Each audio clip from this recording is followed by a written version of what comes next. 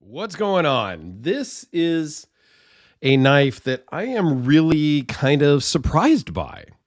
So, this was sent in from my buddy Gary, who bought it brand new from Monterey Bay Knives and had it shipped straight to me. I get to check it out. He literally told me he wants me to break it in and break down some cardboard, carry it, use it for a little bit before I send it back. So, hey, who am I to argue? So, yes, I am going to use this and probably do another quick, short follow up video in a week or so after I've had a chance to kind of carry and use this. So, let's dive right into it. It is the Monterey Bay Knives Slayback Flipper. Okay. It comes in a kind of just a not generic, but it's an embroidered case with some pockets, which is cool. And what's really cool is they give you a complete, and I mean complete set of hardware, including a new pivot, new bearings, all the new screws, the race. I mean, really?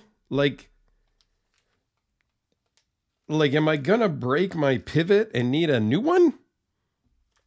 I don't know. But if so, you can rebuild the whole knife because it basically includes everything except a new blade and scales and backspacer and clip. I mean, it's got everything. So that's pretty cool. These are currently sold out, but they were $200, which is a fantastic price for what you get. And let's talk about that. So it's 4 3/4 closed, 8 3/8 overall, with not my favorite blade shape, but having handled it and used it a little bit already, I'm really kind of being drawn to it for some reason. Now, for me, a lot of it starts with purely aesthetics. Excuse me. And the aesthetics of my fingerprints on there. Okay. So really it's an aesthetic thing for me. And this Warncliffe style blade has never really excited me personally. Okay. But this knife feels great in the hand, awesome in the pocket, and fantastic action and sound. So I'm really kind of drawn to it. So it's 3.46-inch blade with a 3.35 inch cutting edge, 0.019 behind the edge. It is a Sanmai 420J and ZDP 189. So it's got 420 stainless steel on the sides with a ZDP 189 center. Now you can't really see the Sanmai distinctively on the spine. I mean, kind of, but you can definitely see it here, right? So that is the transition line between the 420 and the ZDP. So ZDP is Rockstead level. And the Rockwell hardness on this particular knife is 66 to 67 on the HRC scale. And again, that's Rockstead level knives. Okay. So this steel does come from Japan. ZDP 189 is a Japanese steel. And it is a liner lock with a hardened steel liner, if you will, or liner. And what else? Where are we at on the specs? 0.124 blade thickness, overall thickness of 0.397, runs on bearings, and it weighs in at 4.2 ounces. So it's got a little bit of heft, but it's not heavy by any means.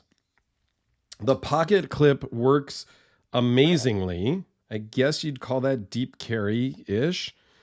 But it has a lot of grip, a lot of retention, and it just feels good in and out of the pocket as you put it in and you pull it out. The action is superb. It is crazy sharp, like crazy sharp. But that's cool. Just be careful. And that ZDP 189 at a 66 hardness is going to stay sharp for a long time. Now, I did a video on the smaller Slayback. They had a double detent version that I did a video on, and I will put a link down below if you want to go check that one out. It was a front flipper with a double detent. So the double detent is, when it's closed, there's a detent. There's a ball that sticks in a little hole that keeps it closed. And you have to pull it open or flip it or front flip it to break the detent. And then when you open it on that other knife, the double detent, it again had just a detent. So it wasn't locked. All you had to do was kind of push on it and it would flip closed, much like it flipped open. So that's what a double detent is, if you're not familiar. But you can go check out that video. So, Gary, thanks for sending this in. Let's give you a couple of size comparisons here. If you are interested in these, they will probably have more. Here it is with the Sharpie and the number 2 pencil. This is a Ray Laconico design, who is famous for different knife designs by different manufacturers. But this one is kind of cool. I'm going to give it some good use and report back how it is in actual work. But so far, I'm digging it. It's the Spyderco Delica, the AA and the D cell batteries. Something else that looks very similar in materials, the Sharknivco Ryu, which up until this second, didn't realize they were almost exactly the same size in overall length. Handle size is about the same, little bit shorter blade cutting edge on the Sharknivco. The Sharknivco is much thicker, but again, very similar with that very neutral handle. No finger choil. You can grab it however you want to grab it. And they feel very similar in the hand. I think the Sharknivco Ryu feels slightly better just because it's a little bit thicker. So it fills my hand just slightly better. But this one, yeah, I don't really have any issues. The edges are slightly chamfered. Okay, it's not fully contoured, but the edges are knocked down and softened.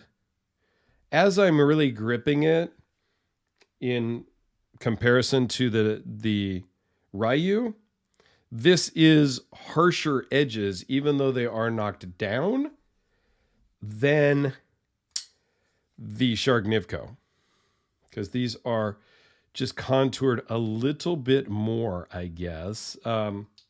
So that's something that as I use this, I do have some cardboard I need to break down. So I will give it a go on that here this weekend. We'll see how that really works with a lot of use and how comfortable that really is. But all in all, I'm pretty impressed with this, even though it's a blade shape I don't particularly care for. It's growing on me, if that makes sense. Plus the materials, plus the price, action, fit and finish, and all that good stuff really adds up to a good package in this guy. So thanks for watching, guys. Have a great day. Please go check out the Slayback double detent video I did previously.